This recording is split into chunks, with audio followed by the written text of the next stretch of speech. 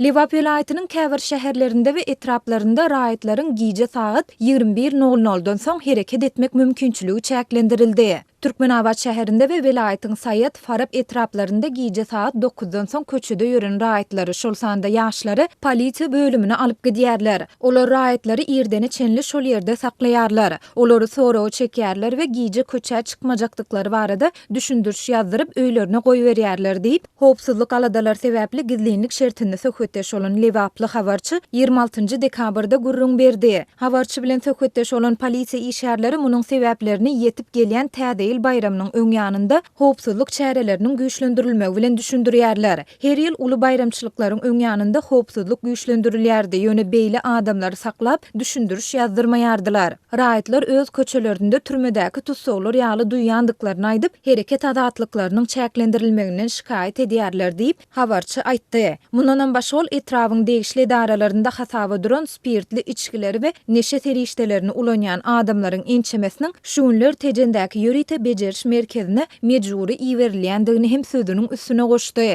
Adatlyk radiosuna bu güýçlendirilen howpsuzlyk çäreleri barada Liwa vilayatynyň polisiýa bölümünden we beýleki degişli idaralaryndan kommentari almak başartmady. Türkmenistanda bellenýän ýa-da geçirilýän uly bayramçylyklaryň we halkary çäreleriň şeýlede döwlet başçylygynyň regionlary edýän saparlarynyň öňýanynda adatça howpsuzlyk çäreleri güýçlendirilýär. Adamlaryň we awtologlaryň hereketi çäklendirilip, köçelerdäki polisiýa we howpsuzlyk işgärleriniň sany artdyrylýar. Şu aýyň başynda Adatlyk radiosynyň marda habarçylary vilayatyň çäginde howpsuzlyk çäreleriniň güýçlendirilip, hususy dukanlaryň ýapylýan wagtyna gözekçilik edilýändigini we raýatlaryň giýje saat 22:00'dan soň hereket etmek mümkinçiliginiň çäklendirilýändigini aýtdylar. Şonda Adatlyk radiosynyň habarçysy bilen anonimlik şertinde söhbetdeş olan polisiýa işgärleri munyň sebäplerini ýetip gelýän bayramçylyklaryň öňýanynda howpsuzlyk çäreleriniň güýçlendirilmegi bilen düşündiripdiler. Türkmen häkimetleri bu howpsuzlyk çäreleri we olaryň sebäpleri barada resmi düşündürüş bermeýärler. Bu barada ýurdun döwlet mediasynda hem hiç zat aýdylmaýar.